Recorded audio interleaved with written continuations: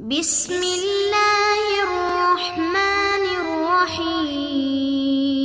السلام علیکم معزز طلبہ کرام، آپ سب کیسے ہیں؟ آج ہم اصول شاشی کے سبق نمبر 129 کو پڑھیں گے۔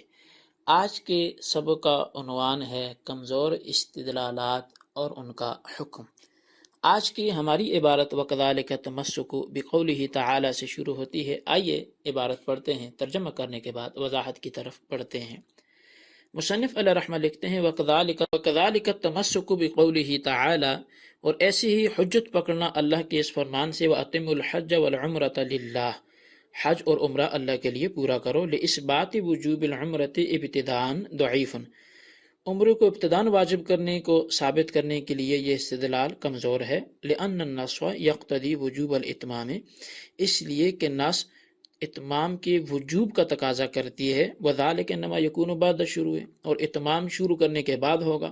وَلَا خِلَافَ فِيهِ، اور اس میں تو کوئی اختلاف نہیں ہے۔ وَإِنَّمَا الْخِلَافُ فِي وُجُوبِهَا ابتداءً،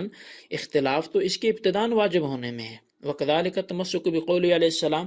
اور ایسی حجت پکڑنا نبی علیہ السلام کے فرمان سے کہ لا تبیع الدرہم بالدرہمین ولا الصاع بالصاعین، کہ ایک درہم کی 2 درہموں کے بدلے میں اور 1 صاع کی 2 صاع کے بدلے میں بے نہ کرو۔ لِإِثْبَاتِ أَنَّ الْبَيْعَ الْفَاسِدَ لَا يُفِيدُ الْمِلْكَ ضعیف، اس بات کو ثابت کرنے کے لیے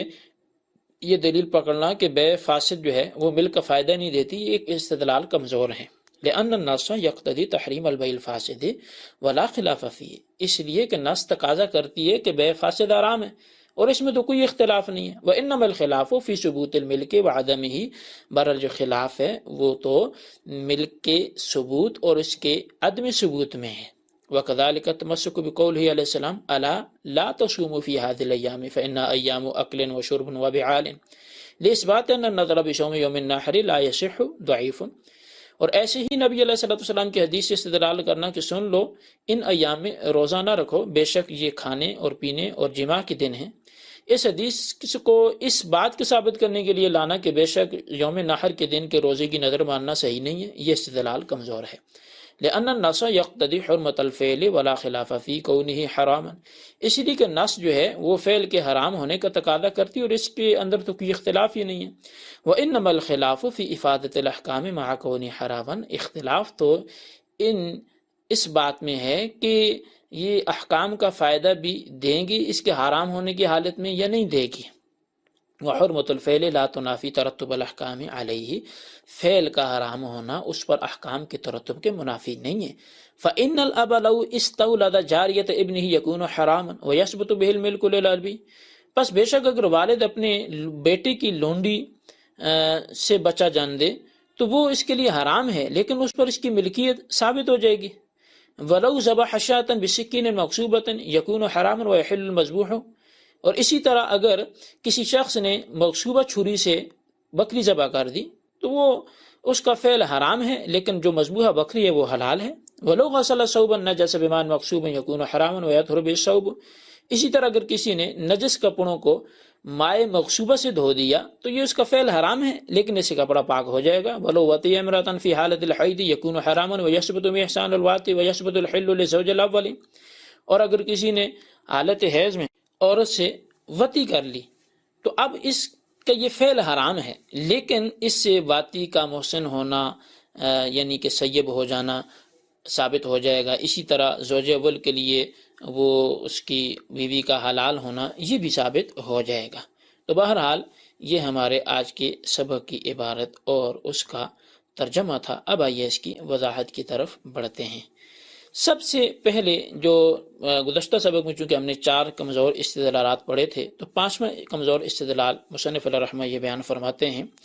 کہ ابتداءً عمرہ واجب ہے، یعنی امام شافعی نے قرآن مجید کی آیت اتم الحج والعمرۃ للہ سے یہ استدلال کیا کہ اتم صیغہ وجوب کے لیے آتا ہے اس لیے عمرہ واجب ہے، لیکن مصنف فرماتے ہیں کہ یہ استدلال کمزور ہے اس لیے کہ آیت اس بات کا تو تقاضا کرتی ہے کہ جب عمرے کو شروع کر دیا جائے تو مکمل کرنا واجب ہے،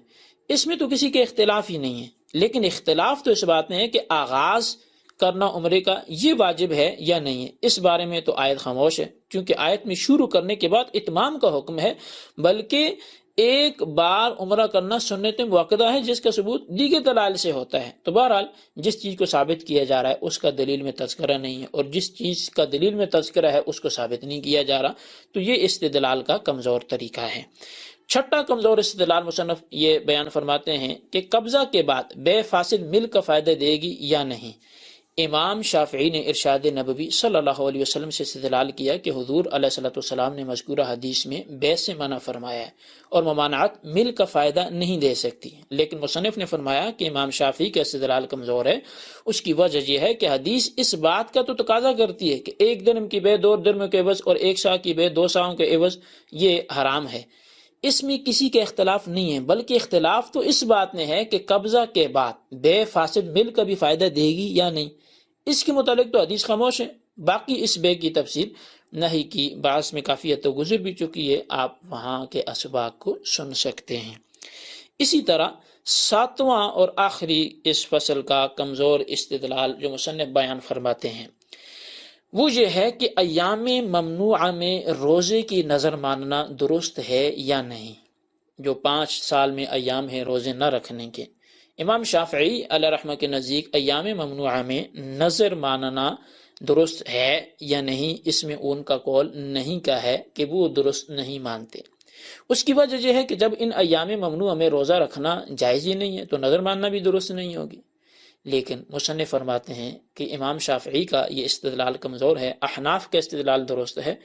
اور امام شافعی کا استدلال کمزور اس لیے ہے کہ حدیث اس بات کا تو تقاضا کرتی ہے کہ ان ایام میں روزہ رکھنا منع ہے، لیکن اس بات میں کسی کا اختلاف نہیں ہے، بلکہ اختلاف تو اس بات میں ہے کہ ان ایام میں نظر ماننا درست ہے یا نہیں، اس کا حدیث میں ذکر نہیں ہے۔ باقی رہی یہ بات کہ ممنوع اور حرام کا کام جو ہے شرعی حکم کا فائدہ دیتے ہیں یا نہیں، تو اس کی تفصیل نہیں کی بحث میں احکام شرعیہ کے تحت وہاں بھی گزر چکی ہے۔ بہرحال یہ بات ہم نے پیچھے بھی پڑھی کہ جو چیز یوم نحر کے دن روزے کا نظر ماننا یہ فعل صحیح ہے، اگرچہ اس دن روزہ رکھنا درست نہیں ہے، پھر اس کے عوض بھی کسی اور دن میں روزہ رکھے گا۔ آخری بات آج کی ہمارے سبق کی اور اس فصل کی بھی آخری بات وہ یہ ہے کہ یہاں ایک شبہ ہو سکتا ہے، اعتراض ہو سکتا ہے، تو آئیے ہم اس کا ازالہ کرتے ہیں۔ نہیں کی بحث میں یہ بات تفصیلاً گزر چکی تھی کہ احناف کے نزدیک کسی فعل کی حرمت احکام کے مرتب ہونے کے منافی نہیں ہے، جبکہ امام شافعی کے نزدیک فعل حرام کسی شرعی حکم کا فائدہ نہیں دیتا کہ فعل حرام اور حکم شرعی کے درمیان منافات و تضاد ہے۔ مصنف نے امام شافعی کے اس اعتراض کا ازالہ 4 مثالیں پیش کر کے کیا ہے کہ حرمت فعل احکام کے مرتب ہونے کے منافی نہیں ہے، یعنی اگر کوئی فعل حرام ہے تو اس کا حرام ہونا اور بات ہے، اور اس حرام فعل کے حرام ہونے کے باوجود اس پر احکامات مرتب ہوں گے، یہ ایک الگ چیز ہے۔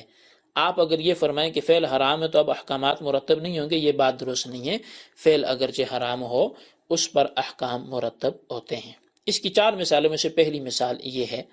کہ اگر باپ نے اپنے بیٹے کی باندی سے وطی کر لی اور وہ اس کی ام ولد ہو گئی، تو باپ کا یہ عمل حرام اور ناجائز ہے،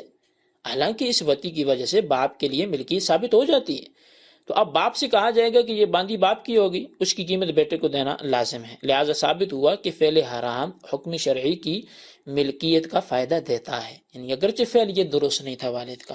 یہ اس کے لیے جائز نہیں تھا، لیکن اس کے لیے یہ ناجائز ہونے کے باوجود بھی اس کو ملک حاصل ہو جاتی ہے، تو فعل حرام کا حرام ہونا اور بات ہے، اور اس پر ملکیت کا حاصل ہونا یہ اور بات ہے۔ دوسری مثال مصنف نے یہ دی کہ اگر کسی نے کسی سے چھری غصب کی، چھین لی، اور اس غصب کردہ چھری سے اپنی بکری کو ذبح کر دیا، اب اگر اپنی چھری سے ذبح کرتا تو اچھا کام تھا، غیر کی غصب کردہ چھری سے بکری کو ذبح کیا ہے تو یقیناً یہ غلط کام ہے اور یہ حرام ہے۔ لیکن اس کے حرام فعل کا مطلب یہ نہیں ہوگا کہ بکری ذبح ہی نہیں ہوئی، وہ ذبیحہ حلال ہے، اس کا ذبح کرنا اس چھری سے حرام ہے، لیکن فعل حرام سے آگے جو حکم تھا کہ یہ جانور حلال ہوگا یا نہیں ہوگا، وہ حکم مرتب ہو چکا، جانور اس کا حلال ہے۔ اسی طرح تیسری مثال دیتے ہیں کہ غصب شدہ پانی سے کپڑے دھونا حرام ہے، مگر اگر کوئی شخص غصب شدہ پانی سے ناپاک کپڑے دھوئے گا تو وہ پاک ہو جائیں گے۔ اب اس کا غصب شدہ پانی سے کپڑوں کو دھونا یہ فعل حرام ہے، لیکن اس فعل حرام سے اس کو طہارت کپڑوں کا فائدہ حاصل ہو رہا ہے کہ اس کے کپڑے جو ہے اس سے پاک ہو جائیں گے۔ چوتھی مثال یہ ہے کہ حالت حیض میں وطی کرنا یہ حرام ہے، لیکن وطی کرنے سے جو واتی ہے وہ شادی شدہ کہلائے گا اور متعلقہ مغلظہ سے نکاح کی صورت میں پہلے شوہر پر وہ حلال بھی ہو جائے گی۔ تو تمام بحث کا خلاصہ یہ ہے کہ فعل کا حرام ہونا احکام کے مرتب ہونے کے منافی نہیں ہے۔ یہ ہمارے آج کی سبق کی وضاحت تھی، اس کو اچھی طرح نوٹ کریں۔ کچھ کمزور استدلالات 3 ہم نے پڑھے، پھر ان کے حکم کو پڑھا، تو اس کو اپنے پاس رجسٹر پر خلاصتاً نوٹ کریں، بالخصوص ان سوالات کے جوابات دیں۔ سوال نمبر 1 یہ ہے کہ یوم نحر کے دن کی روزہ کی نظر ماننا صحیح ہے یا نہیں، دلیل سے واضح کریں۔ سوال نمبر 2 یہ ہے کہ فعل حرام احکام کی ترتب کا فائدہ دیتا ہے یا نہیں، کوئی سی 2 مثالیں تحریر کریں۔ اللہ تبارک و تعالیٰ سے دعا ہے جو کچھ ہم نے پڑھا سنا اسے یاد رکھنے کی توفیق نصیب فرمائے، آمین بجاہ النبی الامین صلی اللہ علیہ وسلم۔